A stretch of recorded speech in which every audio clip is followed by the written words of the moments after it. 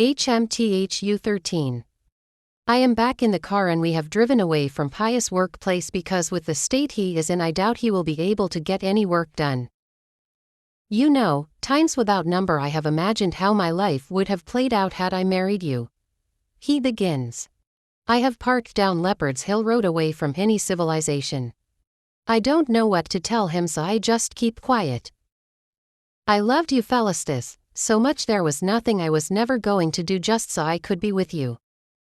Except marry my cousin Hmthu. He chuckles. Except that, he says before breathing out hard. How did you two even end up together? He looks at me. I mean, look at you Pius. You are one hell of a good-looking man, you are an amazing lover and you are good in bed. You could have ended up with any woman you wanted but Melissa, something is fishy. What would make you doubt my feelings for her? Because I know you and I know her, this marriage is a scam and if I dig deep I might find out things that will break me forever. Melissa has always hated me, always wanted what I had and I wouldn't be shocked to learn that she blackmailed you into this marriage. I say leaning backwards to make myself more comfortable. Pregnancy looks good on you. I don't ask him how he has figured it out, this is Pius and he has always known me so well. He gets a hold of my hand and our fingers lock. Remember how we were going to call our son Sean? I laugh, I have my moments when I think of my son, I wish I had taken a photo of him back then. Maybe just to look at his pretty face but then it was that very moment that made me decide I needed more in life than tying myself down to someone at the age of 19. It was that moment that I chose me over my relationship with Pius. And we bought all those little beautiful blue cloves. You wanted to buy pink but I was so sure it was a boy. I laugh. The good old days. He squeezes my hand.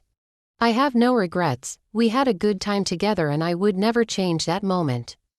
I knew you loved me, I did. But we were young and our emotions were premature. It's just sad how things ended but I am proud to say that the bridge was burnt whilst we had good things to say about each other. Is it burnt though? He asks facing me. I want to look away but I can't, I am stuck looking at him, it's a beautiful sight. He reaches for my lips and kisses me and it's like the world comes to a standstill, in this moment nothing else makes sense apart from us. He pulls away and puts his forehead on mine, the kiss was slow and meaningful. Not one that leaves you with the hunger to make all the wrong decisions but it makes you feel like home. How are we better than our partners? I say before chuckling. We are not, even worse because we have always loved each other despite being with them. I know, I say placing my lips on his again and this time it lasts even longer. I love you with every fiber in my being Felistus and years later I love you even more because I have never met any woman like you. Because you have been looking for me in the women you have been meeting.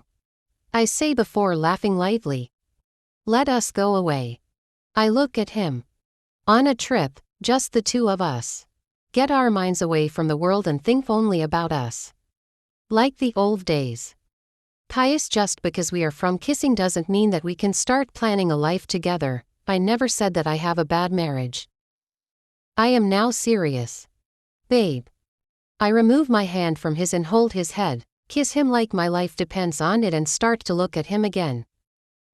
Pius the first would be a fool to say that I have stopped loving you, because what we share is something that you don't walk away from just easily. I will always love you. I pause. But from a distance. He breathes out deeply and again I kiss him. I want it to stick in your head that I don't have a bad marriage, this is just a huddle and we will walk through it. I am going to fix myself, hopefully my husband is too and you need to do the same. Two wrongs will never make a right. I guess I can't convince you then. No you can't. When you change your mind remember the offer still stands. All right, I say. Quenches girl Winnie Hibiscus.